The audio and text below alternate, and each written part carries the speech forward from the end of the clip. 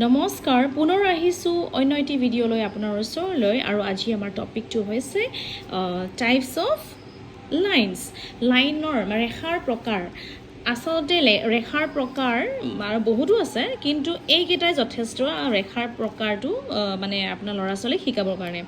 আচলতে কি কৰে মাক দেউতাকসকলে নিজৰ ল'ৰা ছোৱালীক অকণমান অলপমান জানা হয় উঠাৰ লগে লগে সিহঁতে এই লেটাৰ্ছবিলাক কেনেকৈ শিকাওঁ তাত লাগি ধৰে কিন্তু লেটাৰ্ছ শিকিবলৈ গৈ পেলাই কিছুমানে মানে চাইজবিলাকত মানে গোলমাল কৰে আৰু ভুলকৈ লেটাৰ্ছবিলাক শিকে মেথডবিলাক মানে প্ৰপাৰ মেথডত নকৰে লেটাৰ্ছটো সেইটো কাৰণে আখৰবিলাক বেয়া হয় কিন্তু লেটাৰ্ছ শিকাৰ আগতে অতিশয় জৰুৰী বস্তুটো হৈছে যে টাইপছ অফ লাইনছটো শিকা আপোনালোকে ল'ৰা ছোৱালীক লেটাৰ্ছ ABCD শিকোৱাৰ আগতে টাইপছ অফ লেটাৰ্ছটো আপোনালোকে কনচেপ্টটো ক্লিয়াৰ কৰাই দিব প্ৰথমতে যাতে মানে এইটো আহিছে মই দেখাই দিছোঁ প্ৰথমতে আহিছে এই টাইপছ অফ লাইনছৰ প্ৰথমটো হৈছে এনেকৈ চিধাকৈ এটা আঁচ পাৰিলে কি হ'ব এইটো স্লিপিং লাইন এনেকৈ দেখুৱাই দিব এইটো কি হয় এনেকুৱা আঁচ পাৰাটো চিধাকৈ এইটো হ'ল স্লিপিং লাইন আৰু এনেকৈ চিধাকৈ যিটো আঁচটো পাৰিব চিধাকৈ এনেকৈ চিধা আঁচ পাৰিলে থিয়কৈ সেইটো হ'ব ষ্টেণ্ডিং লাইন আৰু এইটো হৈছে সোঁফালৰ পৰা ৰাইট ফালৰ পৰা আমি যেতিয়া এনেকৈ বেকাকৈ আঁচ এডাল পাৰিম সেইটো হ'ব ৰাইট স্লেণ্টিং লাইন একেদৰে আমি বাওঁফালৰ পৰা যেতিয়া বেকাকৈ আঁচ পাৰিম সেইটো হ'ব লেফ্ট স্লেণ্টিং লাইন তাৰপিছত এইটো হৈছে পানীৰ ঢৰ দৰে যেনেকৈ এনেকৈ ৱেভিং ন এইটো ৱেভি লাইন বুলি কয় এইটো তাৰপিছত এয়া হৈছে চিৰ দৰে আমি যেনেকৈ সোঁফালে যেনেকৈ মুখটো যেতিয়া সোঁফালে থাকিব এনেকুৱা এইটো হ'ব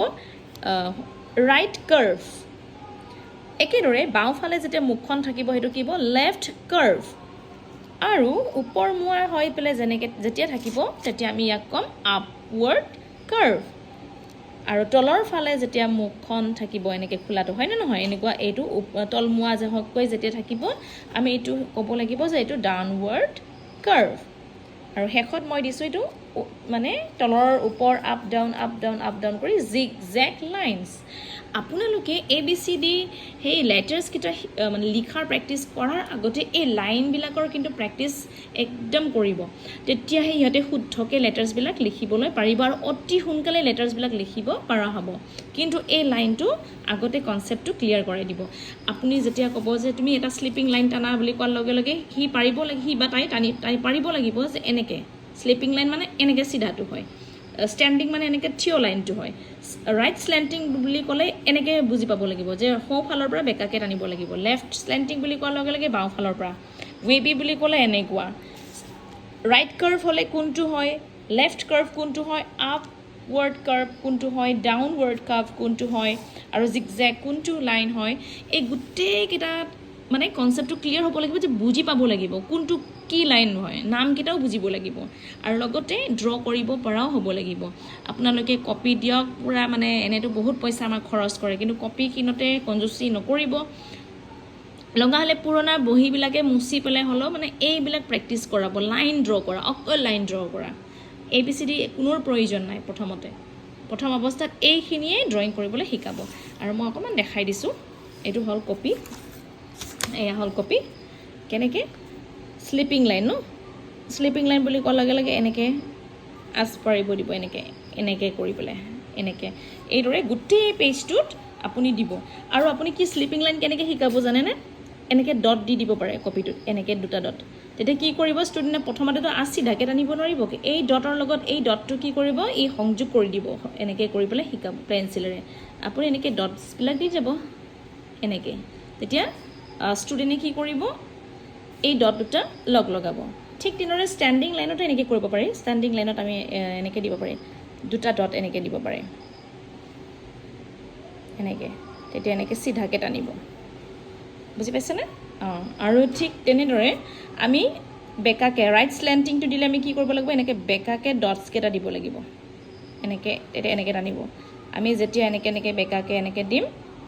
তেতিয়া কি কৰিব ষ্টুডেণ্টে এনেকৈ কৰি বেকাকৈ এনেকৈ টানিব এনেকৈ দিয়াৰ লগে লগে বেকাকৈ এনেকৈ টানিব